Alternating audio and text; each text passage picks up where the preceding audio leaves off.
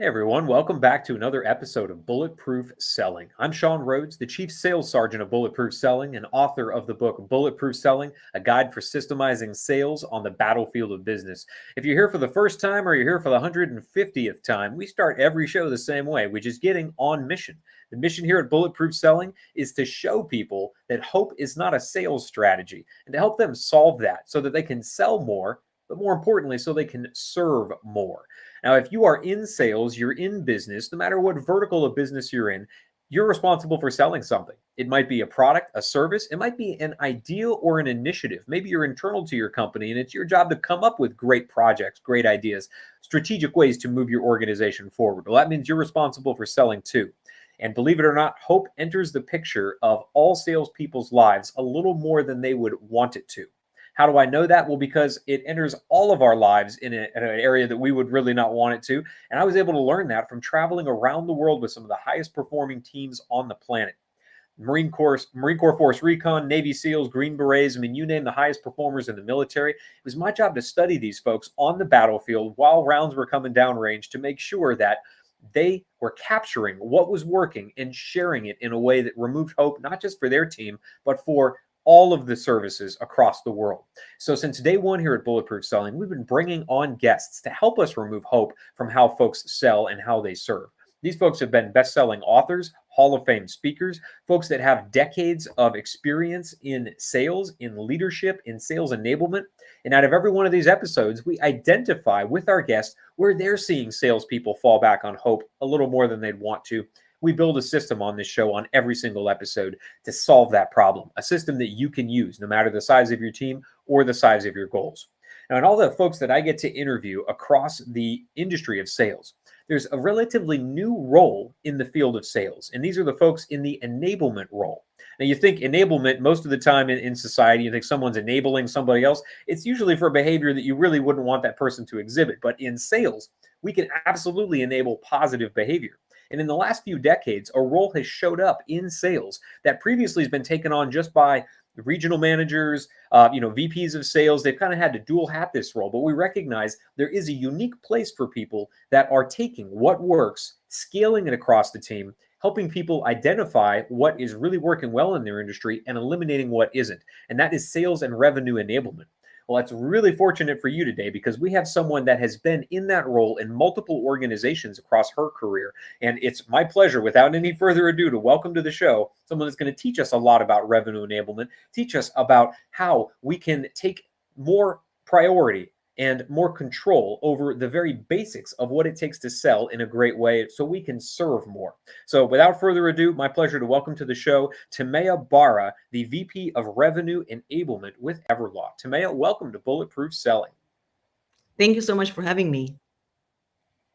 So Timea, you are on the West Coast, beautiful sunny California, and you are working for an organization called Everlaw. But anybody that takes the opportunity to look at your LinkedIn profile sees that you are no newbie to the field of sales and revenue enablement. So love to know a little bit about your career history. How'd you drop into the role of sales enablement? Because you weren't always in there. Talk to us a little bit about what that journey looked like for you. Absolutely. I love this journey because it is absolutely accidental. It wasn't meant to be. And I think it was one of the best mistakes I've ever made in my life. As you can hear from the accent, I'm originally Hungarian and ended up in the States because of my master's. I completed my MBA and I was supposed to start my career in HR. So definitely very different from where I am today. The year that I started my career, though, was 2008. And if you are old enough to remember those days, the global economy wasn't doing well enough, and there was a lot of struggle. Finding a job in August 2008 was not easy. I did actually get 2 offers in HR. Both of them were rescinded because of course, again, the global economy. So now at this point, I had to find something very fast. I interviewed for everything at this point, and one of those interviews was for a sales job for a Norwegian software company with a very obscure name called Meltwater. People, of course, had a hard time understanding me pronounce that name to begin with. It was everything from mouthwater to various variations. I landed that job and I said, all right, well, I will do my best to ensure that I can use the opportunity to get to my career, which was supposed to be in HR. Little did I know that sales will be basically my passion, my love, and I will stay in it forever. So I started as a salesperson again. Back in those days, there were no sophisticated systems. There were no BDRs. You were your own BDR, your own AE, your own customer success representative even. And we were building our American sales motion. We had a couple of people in the country, and it was a really amazing experience to work on expanding the business. I was successful, as it turns out. I was very interested in my clients. The clients were very interested to talk to me. Maybe it's the accent, at least they didn't hang up from the first call. And I started to actually really think a lot about how to scale my game. We did not have a training team. We didn't even have any formal, per se, onboarding or training besides working with your manager. And after about 2.5, 3 years in sales and in sales leadership by that point, after managing sales teams, my CEO asked me and one of my colleagues to start an initiative where we would be able to actually scale what some of the winning strategies are in the offices that we have globally, and also implement some kind of a system in which we give a little more help and guidance for people on how to do their job. And it's not the Wild West anymore, right? So that's how I ended up in what was called back then sales training. I've been through many iterations in this job. So at this point, it has been called sales training, sales enablement, sales effectiveness, revenue enablement, and now GTM enablement as well. But all of it is there to say we are there so that people in sales and customer success, pre and post sales, are better at what they do on a day-to-day basis. That is an amazing role. It's something I get to do for organizations as an independent contractor, so to speak. So I'm really impressed that your organization sees the value in it enough to have full-time staff dedicated to this. We both know, you and I do, that the results that your team is going to get are going to be monumentally heads and tails above your competitors because you have people focused just on capturing what works and eliminating what doesn't. So with your experience so far in sales, leading, I'm guessing, thousands of people over the course of your career, helping them grow their teams, helping them get to their goals, where do you see folks relying on hope a little more than they should in how they sell, from one end of the sales process to the other? Where do you feel like hope enters the picture more than anything else? Before I answer your question, I will say that I've been in sales organizations of all sizes, right? So from a global small-scale startup to large company like LinkedIn, and to mid-sized company like Nextdoor, and now then back at startup world with Multiplier, and now at Everlaw. I've seen very, very similar strategies for salespeople. It really doesn't matter whether you are working for a small or a large organization. Everyone does rely on hope. And it is not a strategy. And I think most of the hope right now, what I'm seeing in the last couple of years, comes from hoping that marketing and BDRs will give them enough of a pipeline, will help them build that pipeline.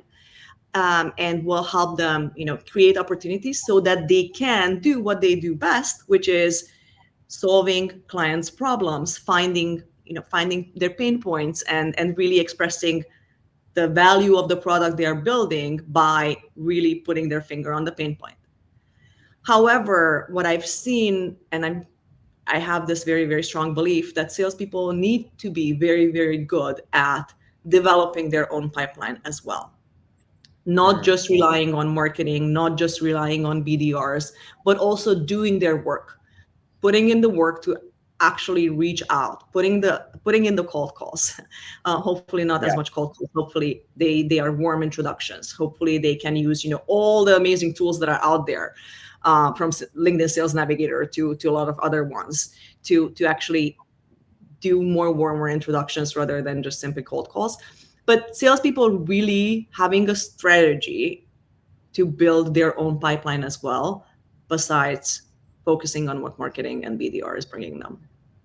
And a lot of salespeople I know, they started their careers being responsible for building pipeline. I know a lot of the folks that you and I have been able to coach, they started off their careers, or maybe they're still in that stage of their careers, or they before they joined an organization, and of course had marketing. They had the BDRs to do a little bit of that for them. So if I'm a salesperson listening to this, I'm not getting the results in every area of my sales career that I want.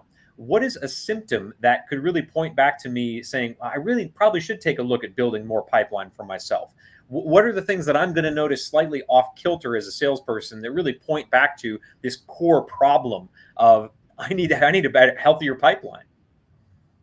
Yeah, I think at the end of the day, in one of your podcasts, I think or maybe it was your book, someone said that sales is only a numbers game until you improve yourself. I think you quoted Joe Ingram. Yeah. And I think that's the problem. Salespeople a lot of times tend to think of sales as a numbers game. Therefore, they think, all right, well, I will get the marketing, the BDR, all of that pipeline, and therefore I will be good. However, there is some ownership that comes with all of this as well. So I think besides, obviously bringing in extra numbers, the beauty in improving your ownership on your own book and improving how you think about your own prospects and how you continue to improve your outreach. And by that or through that, understanding your prospects even more, I think is what's going to make a salesperson even better and help them create this cycle of kind of like evergreen generation of their book and building their book and building their outreach strategy through that. No, that's absolutely right. So, a funny thing that we had a phrase in the military that got thrown around a lot, and it was that 2 is 1 and 1 is none. And how that applies to salespeople in this context that we're talking about is it's great if you get qualified leads from marketing. It's great if you get them from your BDRs. But if that flow ever dries up, you're going to be in trouble, because as you sell more, your pipeline's going to start to get drier. It's going to start to be really heavy on the right side. You're not going to have any new leads in pursuit. So great that you can rely on it now, but always have that backup, have that contingency of a process running for yourself in the background that it sounds like you and I are about to build together, where we know, even if it dries up from my marketing team, I still have control over growing my pipeline. I know that I still have the skills, I can put in the effort, I can make sure that my pipeline remains healthy. So Timea, every time that we removed hope from our process on the battlefield, it was like trimming away a little bit more hope from our strategy. And we did that through great systems, whether it was a system for how do we pack our gear before a mission to how do we debrief it afterwards. So here at Bulletproof Selling, we're trimming hope away with every system that we build. So we use this acronym TRIM. Now the T in TRIM is the trigger. If I'm a salesperson and I want to take better control over developing the leads for my pipeline, when do I trigger this system? Is it something that I do on a monthly basis? Is it weekly? Is it daily? How often would you advise the salespeople that you're managing now, that you're helping grow their pipelines? How often do they need to apply a system to make sure that they are continuing to own the growth of their pipelines? I will say something that is probably unpopular belief or opinion, but I think everyone needs to find their own system. Everyone needs to find what works for them. We could, of course, give out prescriptions of what works best based on data there is. Thankfully, now there's a lot of data that we can aggregate from many, many tools. And we can say, all right, if you do X many hours per day or 20 minutes per day, then you will get there. I actually don't believe in that. I think everyone should come up with what works for them best. Try out different approaches, but figure out what works for you and what resonates so that you can actually do something that you like and works for you, but also you are passionate about, and you say, all right, this is my system. So I again, not popular belief, I know. It would have been much better to say a specific number, but I would rather have everyone find out what works for them. But the key there is do find it out. What that means is actually do work on it. Do try out different ways of how your colleagues do it. I think this is also I know Navy SEALs are talking a lot about the importance of team. And Yeah. I recently listened to an episode with Mike Hayes, who is the CEO of VMware, and he was in the SEALs, and he mentioned the importance of team. I think for salespeople, it is so important that they work together with their BDRs, with their marketing team, with their fellow salespeople, to learn from them and to understand what's working so that they can then shape their own strategy, and they can then come up with, again, what's that trigger that's helpful for me. All right, got it. So find out what works for you on the timeline that you can commit to. And then, like you said, you got to commit to something. So whether it's daily, weekly, monthly, quarterly, or annually, commit to something. Try it until you find what works. Let's move into the R in trim, which is making this a repeatable process. Then we get into the tactics. As a salesperson, I realize I need to do a better job growing my own pipeline, not relying on my BDRs, not relying on marketing. What are the 5 or 6 steps that I should walk through to make sure that I am owning this for myself, that I am adding new leads into my pipeline, that I still understand how to qualify them? What are those 5 or 6 things you'd advise your salespeople to do? There are many ways to think about it. I think the most important part is really understanding your book is number one. Who is in your book? What kind of companies do you have? What are the specifics? Who's your persona? Who's your buyer? Obviously these are the basics of sales. Mm-hmm.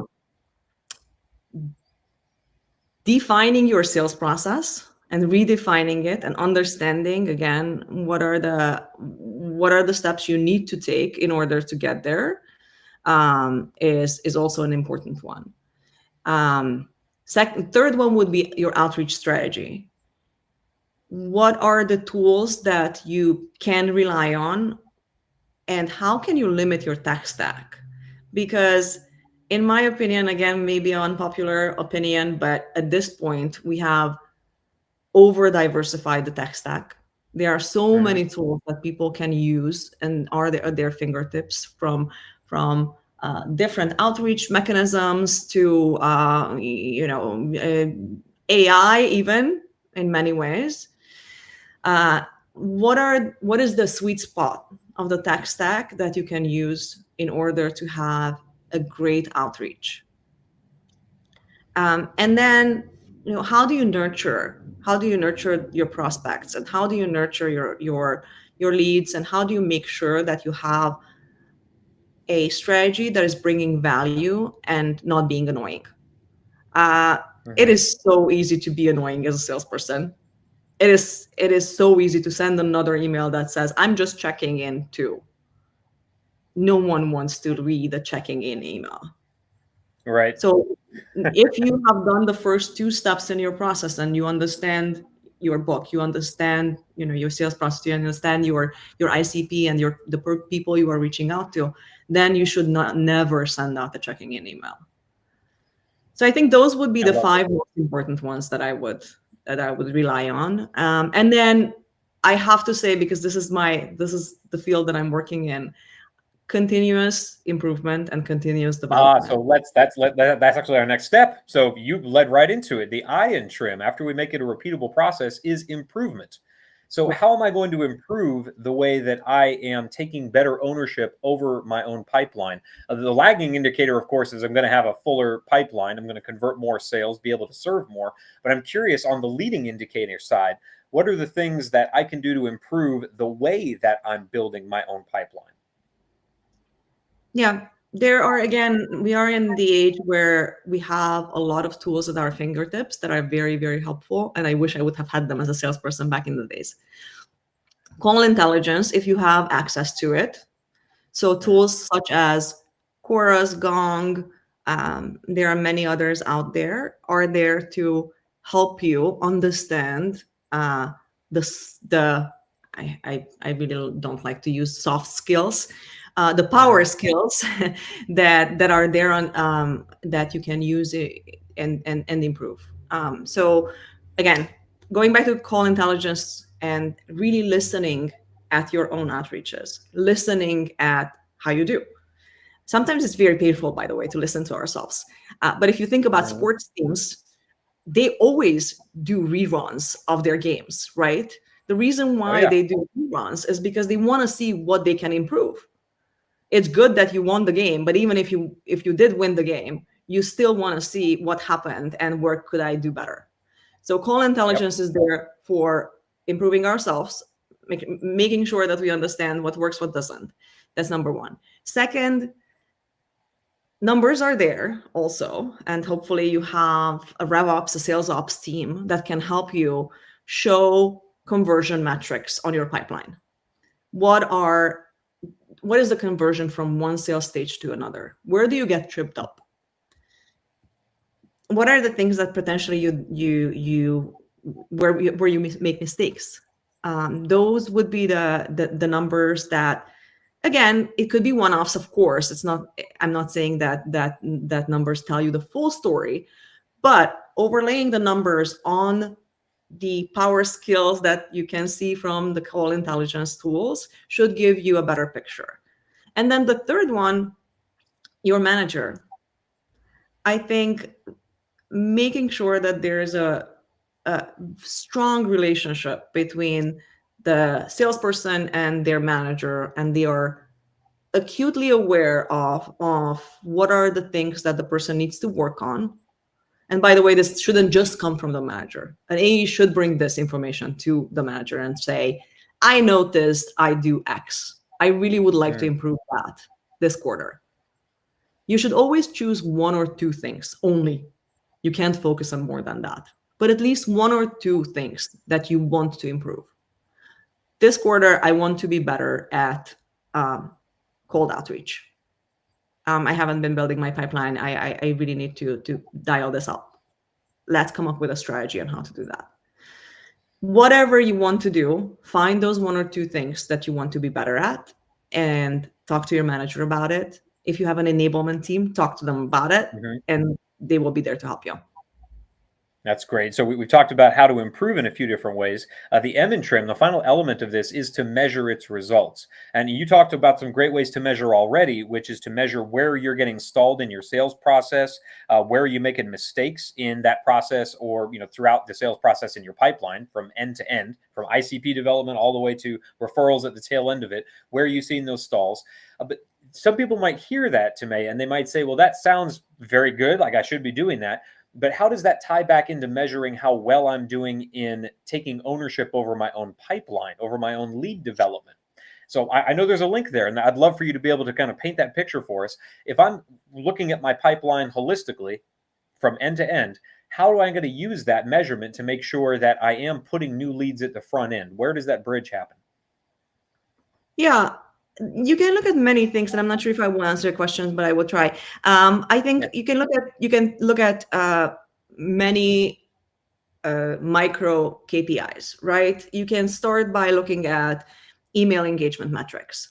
If you if you send out an email, what is the response rate that you get to that? Same with LinkedIn outreaches. You can look at funnel metrics. Again, seeing how you move from one step of the funnel to the other. You can think about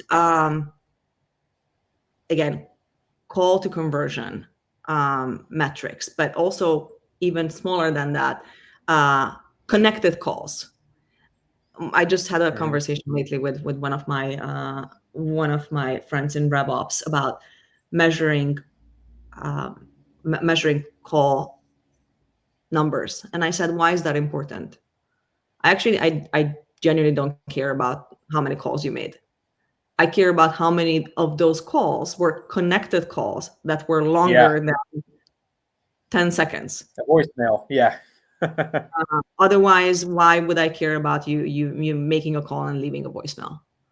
Yeah. So depending on your business, depending on again your buyer, it depends on a lot of things. But there are these micro KPIs that you can come up with.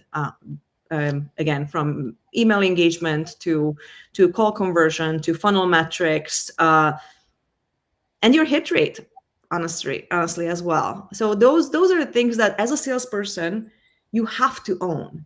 We used to have spreadsheets writing these things down for ourselves. Now, in Mhm. most sales teams, you have a sales ops team that will give you those numbers. Yep. Yeah. And by using them, of course, not just waiting for them to come in, but by looking at them and saying, all right, how do I make them better? How do I solve the problems I'm facing? Or if I'm doing really, really great in one area, how do I get even better there? Reviewing my game tape, reviewing my calls. So to me, a complete system built now for building pipeline as a priority for myself as an account executive. So no matter what role we're in, no matter whether we're in the early stage of our career or we're decades in, we can still make sure we're taking ownership over those leads and over the growth of our own pipelines. Great system. Would love to find out how to get deeper into your world. I know you've got a great a couple of decades of experience now in sales and in RevOps and in enablement. How do we make sure that we're connecting with you, and where should we go for more information on the great work you're doing? Thank you. I am, first of all, on LinkedIn all the time. I spent 7 years on LinkedIn at LinkedIn, working at LinkedIn, and I grew my career there first. So I am very much spending a lot of time on LinkedIn. It's a really, really wonderful tool. So you can see my content, connect with me on LinkedIn. That is number one.